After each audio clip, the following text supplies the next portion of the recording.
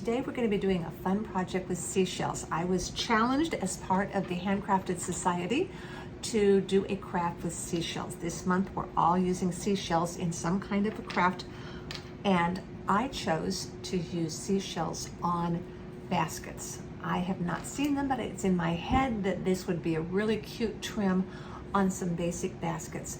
And so I went to the thrift store and I found these two. I liked the shape of this one because I like that little footed rim that it sits on. I think that's really unusual for a basket. And then I could see that the shells could hang down because this lip is the widest point on the basket. So I thought this might be a really good option for me. And then I went with this one because I thought the same thing. And then when I was at the store, I thought, I wonder if I could turn that down. And sure enough, I could make it into a cuff. And that is what sold me on this one. So let me show you how I'm getting ready to do this. I need to put these on first, and I found that it is easiest to attach them with this lip folded out this way, and then we're going to roll it down into the cuff, and this will hang down a little bit past the edge of the cuff. Let me show you how we're going to do that. So let's talk about the supplies that you'll need. Obviously, baskets, and I had two that I was trying to choose from that I picked up at a thrift store. You'll need some seashells. I ordered they came in this little plastic jar. This set of seashells because they had the holes already drilled in them, and I liked that they were all the same style, the same coloration, and that they had the holes pre-drawn and were close to the same size. And let's see, a needle with a large enough eye to get some kind of embroidery floss, or in this case, this is a wool crewel embroidery thread or yarn, and a needle threader, and a pair of scissors. And that's really all that you're going to need it for this project. I separated all of these shells, came in this little plastic jar, and I separated them by the size. And when I say the size, I meant the width across my shell. And I thought this would help me intertwine them a little bit better and make sure that they were somewhat uniform, either that or I could stagger them and do a small and a large next to each other. And I thought that might be a really cute look for kind of a scalloped effect. But when I got through sorting them, I really only had about 5 of these little tiny guys.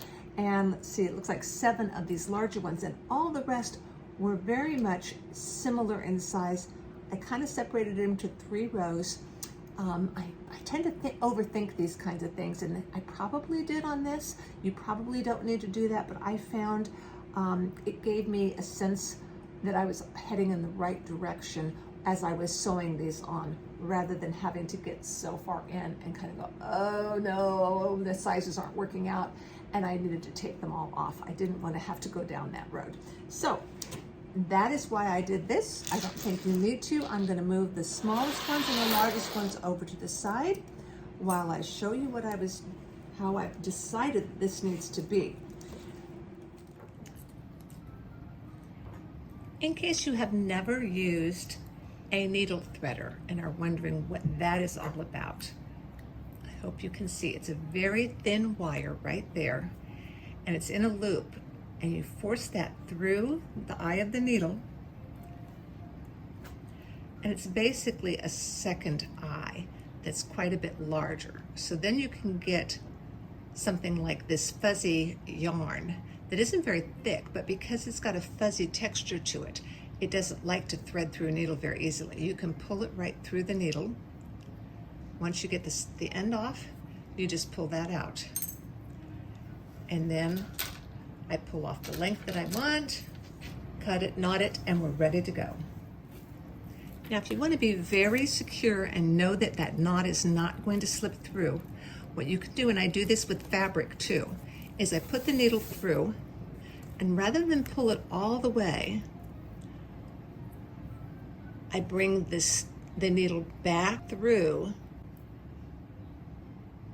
the 2 of those. I pull it, and as you can see, this is secured through there. It cannot fall through any openings. It cannot be pulled through any openings in the basket. So that's a good little tip for you. Whether you're sewing on a basket or whether you're sewing on a loose weave fabric, that's how you make sure that your needle can't pull through. Now, I started doing these, and they're not staying really straight because they only have one strand on them. So I have come to realize that if I do 2 stitches through the same hole, but one thread going this way and one thread going on that side, then it holds them very sturdy and straight. And I started that probably about here. So now I've gone through and I have gone back between each of these shells and added that second stitch so that there are a stitch going each side of the center, which holds them nice and sturdy on there. I strongly advise you to do that on the first go around. That's where you can learn from my mistake, but it's the same process. It's just this time I had to come up between shells, and so that took a little bit of poking around to find the right spot. It took me much longer to do than it needed to.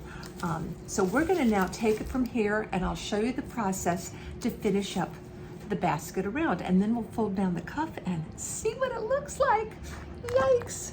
Yes, I'm really excited. I haven't seen it yet, so we'll see it together. Start by holding the next shell in place. Now, bring your threaded needle up through the basket on one side of the shell. Then complete that stitch by taking the needle down through the hole. Now bring the needle back up again through the basket, but on the other side of the shell this time, and back down through the shell's hole. That's all it is. Now find the right size shell and hold it in place. Bring the needle up through the basket on one side of the shell, down through the hole, back up through the basket on the other side of the shell, and back down through the hole. And repeat again and again. Now when you get close to finishing the circle around your basket, pause and plan out the last 3 or 4 shells so they all fit just the way you'd like. Don't wait for the last shell and hope you have the one the right size.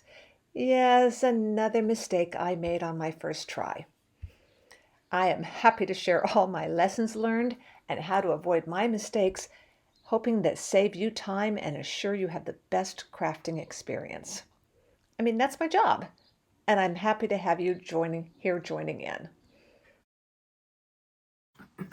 Now I'm so excited to see if this really worked. Going out on a limb, but doing it here with you all at the same time when I haven't been able to. Just gonna kind of go nice and slow.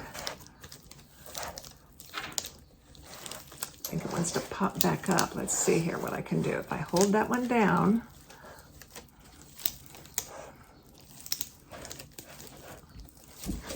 there we go. Got it to turn. Oh, isn't that cute?